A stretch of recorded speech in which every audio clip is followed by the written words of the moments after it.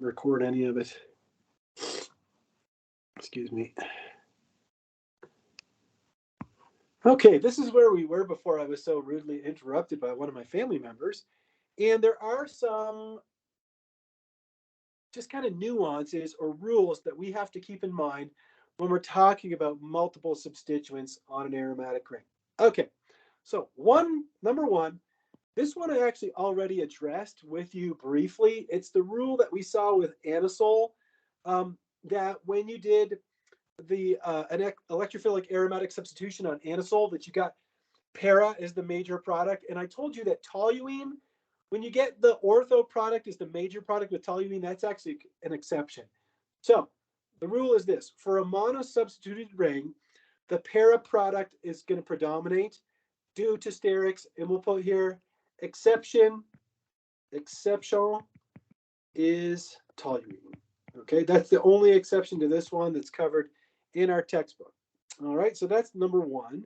Number two, if you have a 1,4 disubstituted ring, right, Lindsay? These two things are para substituted. That's a correct use of the word.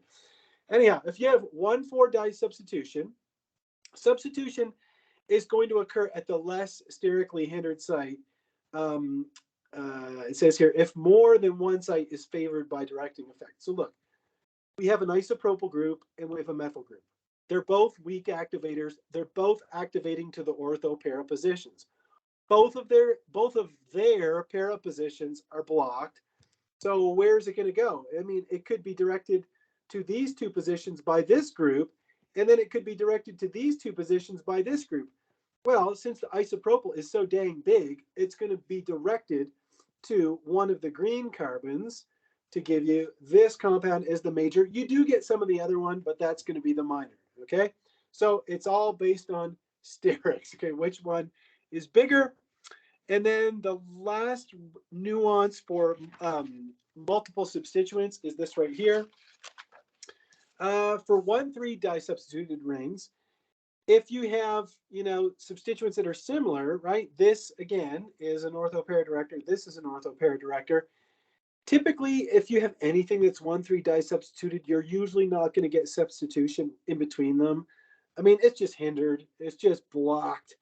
So nothing wants to go in that position. So if we look at our isopropyl group, where am I?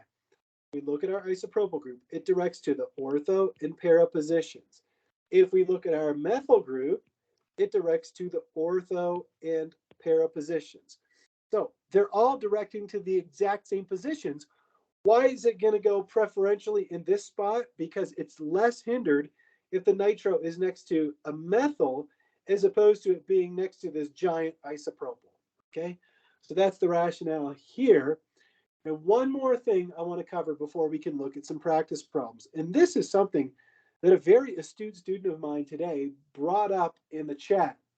The student said, well, what if you had tert-butylbenzene, something like this? Is there a way you could put a bromine in here, right? Because if you just take this and treat it with bromine in iron tribromide, all you're going to get, iron 3 bromide, I don't know why I keep using covalent compound prefixes, hooked on covalent compounds, I guess. Anyhow, you're going to get this, pretty much exclusively because the ortho positions are so blocked.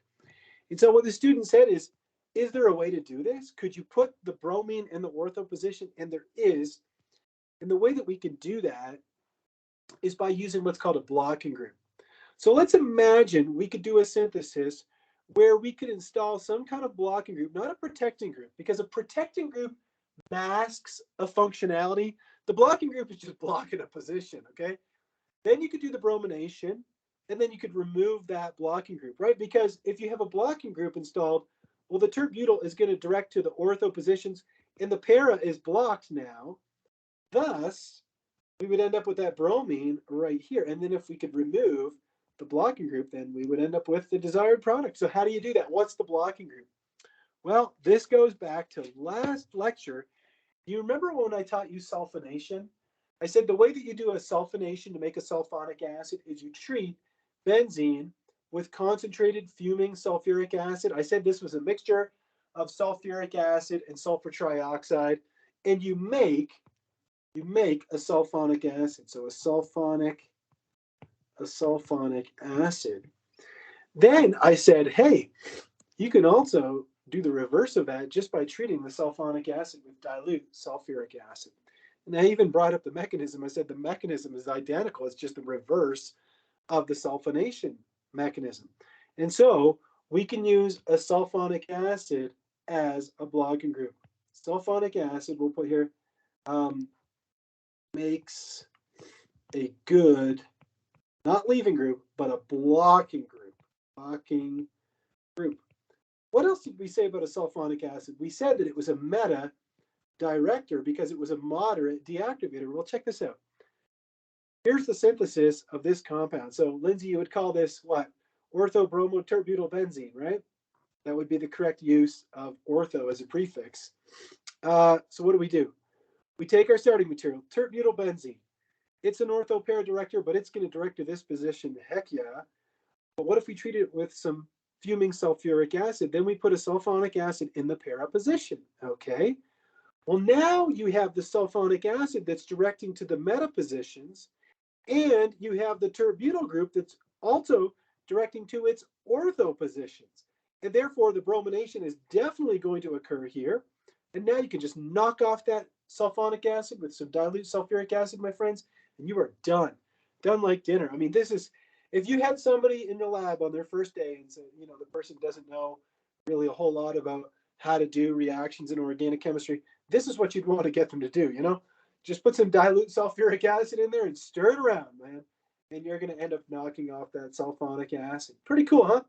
So remember, a blocking group blocks a position. Protecting group, we looked at the trimethylsilyl ether. That was to mask the functionality of an alcohol because it had a proton that was acidic enough to react with a Grignard. That's something else.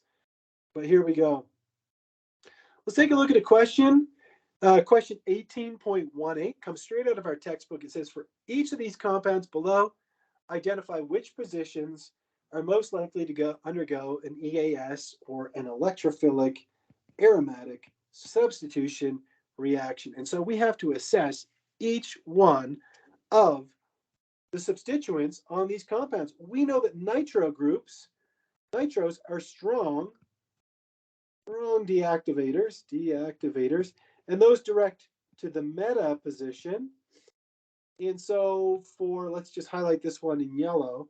That's going to, both of those are going to direct to this position, which is the meta position, right, Lindsay? It's meta with respect to those nitros. Does that make sense to everybody? When I say it's meta with respect to the nitro, it's instead of me saying, oh, it's 1,3. That just gets a little bit cumbersome. And then we have the methyl group, which is a weak activator, and it directs to the ortho. I'm just going to write O and P for ortho and para positions. Well, both of the ortho positions are blocked, and thus my methyl group is going to direct to this position as well. I'll put, that didn't work. Let me use my green highlighter. Where's my green highlighter? There we go. That's going to direct to this position as well. And so the substitution is going to occur at this carbon. So we'll put here, substitution occurs here. All right, there we go. So let's try the next one. Let's just take a quick peek at it. We've got a methyl group, which is a weak activator. And we've got two nitro groups again, which are both strong deactivators, but now they're in a different orientation than we were before. So what I want you to do over the break is to see if you can examine these molecules. Here we have a carbonyl right next to the ring. We have an oxygen next to a ring. We have an alkyl group here. I want you to look at all of these compounds and see if you can identify the carbons where electrophilic aromatic substitution is going to occur. One more thing I want to mention before we take our break, and this is something that a student brought up to me one time in class, is that just the way it's phrased in the book, it says, okay, if you have a strong activator versus a weak activator, the strong is going to win. Well, if you have a weak activator versus a strong deactivator, anything that's an activator is always going to win over a deactivator. Okay, so activators activate, so they win, and then deactivators will always come last. So you go from the strongest down to the weakest, and if you go back to table 18.1, Where the heck is it? Somewhere down here. That's why it goes in this particular order. You start with the strongest, which has the strongest effect, then down to the moderate, the weak.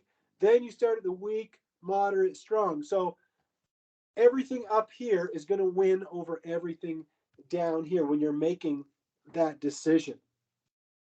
And so this question is really nothing more than getting some good, solid practice at identifying the directing effects of the groups. And then the next question, which we're going to do after the break as well, it says, same thing, for each of the following compounds, determine the position that is most likely to undergo electrophilic aromatic substitution. So the same type thing. And then the last one that we're going to do before we move on to the next section, which is synthesis, is just, would you need a blocking group to do these syntheses? Yes or no? Would you need a blocking group? Yes. Or is it not really required to do the chemistry? Well, I can see we've been in class for quite a while now.